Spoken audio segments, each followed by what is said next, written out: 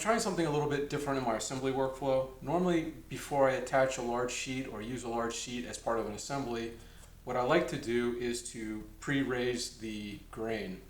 And I use some water to do that, and then I light sand. And what that does is it'll take off the fibers that stand up after you put on the water, and then you can knock them right down with the sandpaper. And what I find is that does a couple of different things. First of all, it saves you on that first coat of finish, whether it's primer or paint. Both of them are more expensive than water, so that first coat will go on smoothly and it saves you a little bit of time. Maybe it prevents you from using 2 coats of primer instead of 1. Additionally, it's a lot easier to deal with a sheet like this when it's flat on a couple of sawhorses than it is when it's assembled as part of the back of a cabinet and you're reaching in and trying to sand into a corner or where surfaces are joining. So now I've already done this on the cabinet, on the inside faces of the cabinet, and I'm just going to demonstrate how I'm doing it on this back. And I'm using a couple different wood fillers. This one is Famowood, and then I have GoodFilla. And essentially I'm just adding a lot of water to the wood filler, and then I'm using some drywall knives to apply it, kind of like a squeegee, just squeegeeing the slurry mixture over the panel, allowing it to dry, and then sanding it off. Now this is the first time I've done this, so I don't know if it does pay dividends when you're actually applying your finish. Find that out, and you'll have to stay tuned for that when I do the finishing video of all my cabinets. Now if you've already tried this, I hope you leave a comment as to what you did, how you did it, what mixture you used.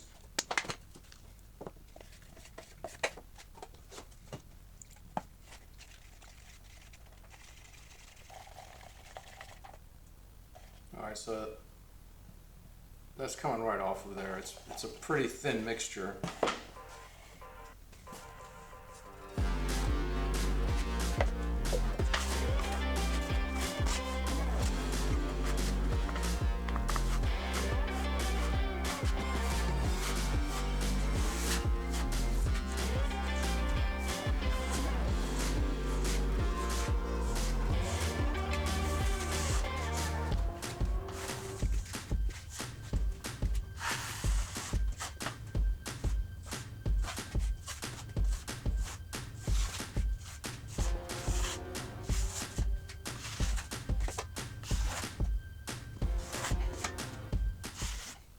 Well, unfortunately my battery died while I was doing that, and one thing you don't want to do is to take a break while you're doing it.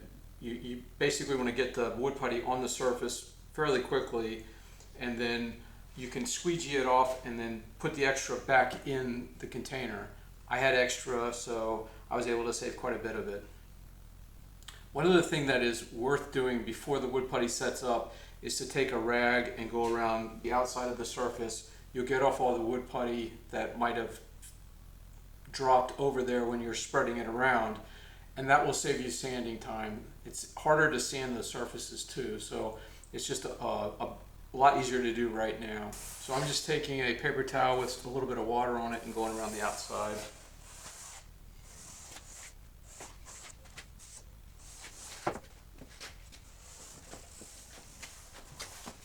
Now this sheet's a little bit bigger than it needs to be. After I attach it to the back of the cabinet, I'm going to take a router and go around with a flush trim router bit and basically flush it up to the outside of the cabinet.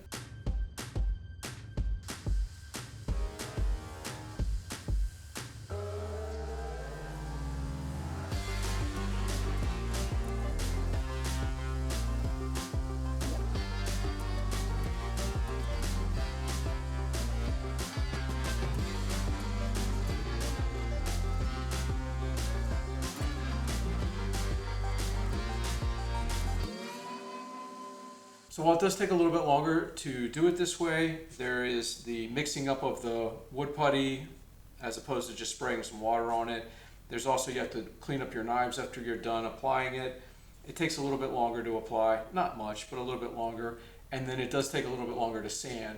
That is sanding I would have had to do anyway, but it does, I think, take a little bit longer to get the wood putty all finished, all off of the surface. It is a nice smooth surface, and I feel like the gaps have, like anything in between the grain, it's not there anymore. It's a nice flat surface, and I do like that. I think this will be great for applying the first coat of primer, and we'll see how it goes, but I think that maybe it saves me a coat of primer, and that'll be worth it.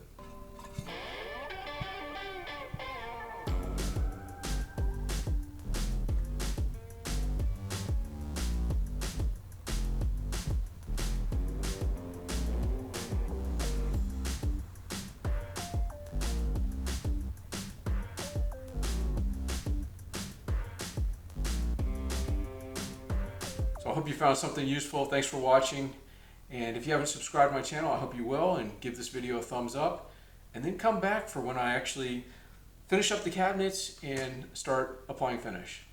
And I'll see you then.